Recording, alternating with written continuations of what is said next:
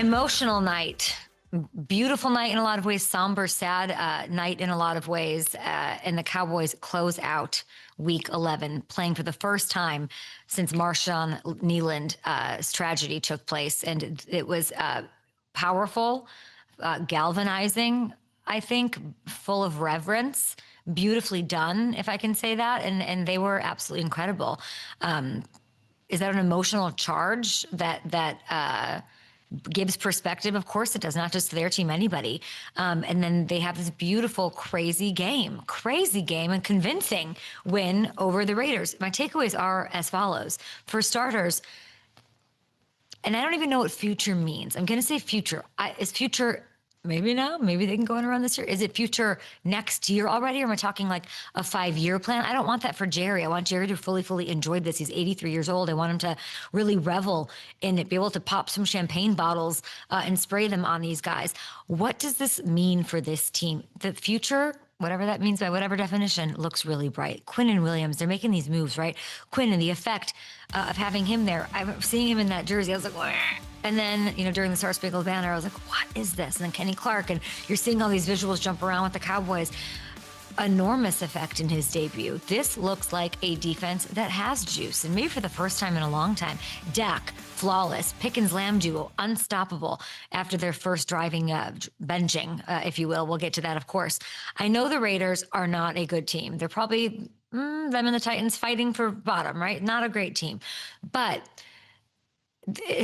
it's fine to beat them the way they beat them. They legitimately looked awesome on all cylinders. Like a Cowboys team, I'd be like, oh, I get why you're a Cowboys fan if you saw last night, right? And it is a shame that it took this long this year. And of course, the trade deadline had something to do with that. But normally, a 4-5-1 record, that would be enough to at least have a team within striking distance of a playoff spot at this time of the year. But this 2025 NFC is too ridiculous. I don't know if I see it. Do you see it? Do we believe? It's, it's snowing here. I woke up to snow. It's the Christmas spirit time. Will Santa bring them a run in the NFC? I don't know. Seems very unlikely, very miracle in the Frisco Star. But we'll see. They have a chance to wreck shop. They can throw a wrench in the playoff picture for lots of other teams. That's for sure. That is the bottom over the next 3 weeks. That's like the floor of what they could do, I guess. They've got the Eagles. They've got the Chiefs, Lions coming up. Man, that's a brutal schedule. That's brutal. Beyond that, there's all this momentum. It kind of is about the future. I don't really want to sue over the past and what could have been and what a shame. They wish we would have done this, but they're going to make a run in 2026. I think I'm convinced of that at the very least.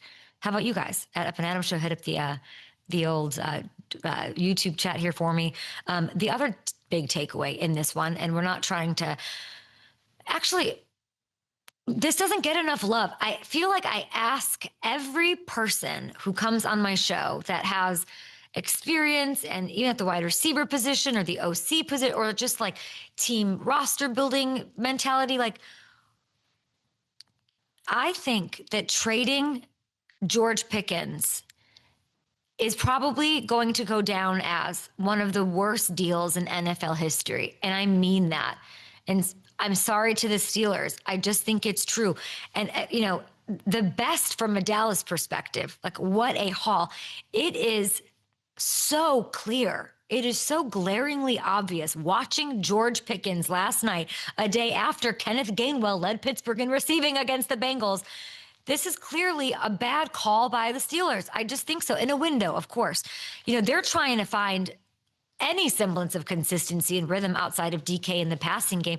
It just doesn't exist. And you're looking at George out there looking cool AF. My little nephews are like, look how cool he looks. And he does. He's the NFL's second leading receiver behind only JSN, who's having the best year of his life. I mean, George is averaging 91 yards a game. He's doing it as a vertical threat. He's doing it with his yak. He really looks unstoppable out there right now. And yes, he'll need a Super Bowl at some point to reach the level of Falcons trading away Brett Favre levels of trade, or the Titans dishing off A.J. Brown level, not great trade. But I think we'd be looking at Pittsburgh totally differently if he was still there. Aaron Rodgers, DK, and George Pickens. They didn't need to line up in 3 tight end sets every other play if they had George Pickens still there. And I think there's a lot of this mentality, like they had to get rid of him. They wanted to bring in DK. Like they shouldn't have brought in DK. They could have had it all. You could have made it work with everyone and Aaron Rodgers. You could say that it ran its course. I talked to a lot of Steelers fans, and they're like, "We don't like those kind of players." Like, what is that? What is those kind of players? I guess, like, yeah, he's got some spark to him. He'll get flagged here and then. I understand, like, all of that young player, all of their, George didn't want to be here with the Steelers. And if that's all true, like, I guess it had to get to that point. I don't know. Ultimately, in my opinion, the Steelers were the ones in control of this situation. They decided to move on from him and could not make it work. And Hamilton,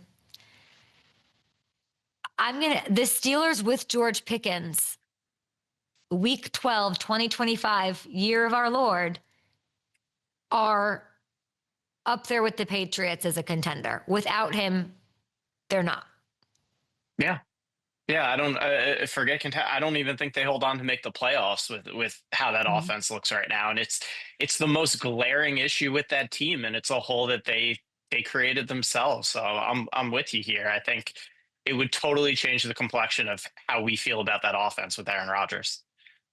What do you want? What can you say in, like, the easiest way to say it, because I haven't had enough coffee, that they could have made it work? They could have made it work with him, and not, like, money wise. Like, people think that, like, Yeah, you can't, like, it's a very, like, people, and I'm sorry to Twitter, and I'm saying I'm better than you, but there's a level of layers of, there's thinking, and then there's critical thinking. Take me to that deeper yeah. level. People just think, like, no, you ipso facto, 1 + 1 equal. No, no. Yeah, I mean, this is their window right now. You got Aaron Rodgers to go for it, go push for a Super Bowl. Even if they extended Pickens, it wouldn't have affected their cap situation this year. It would have been something they would have had to figure out down the line, but screw down the line. They've been waiting since Big Ben left to have a quarterback situation where they could go push for a title. And, that's the time to go all in, figure out the decimal points later. But yeah, and obviously we don't know everything that happened behind the scenes, Yeah, but it's fair. always a two-way street with this stuff. And as you said, like, they're the ones that decided to ultimately move on. They're the ones in control of the situation, and they decided that they'd have had enough. And it's it's clearly had a negative effect on the team, on the offense. And again, I And know a they have a winning positive record. I know effect they're on George. yeah, and a super positive effect on George and on the Cowboys. George looks incredible, and again, you're still seeing some of the penalties and stuff, but they're not a huge deal. They're moving on from them. He's moving on from them. The team's moving on from them, and it's not sandbagging them. So, Yeah. yeah, and I know the Steelers are still in first, but it just feels like this thing's about to crumble on them. It does.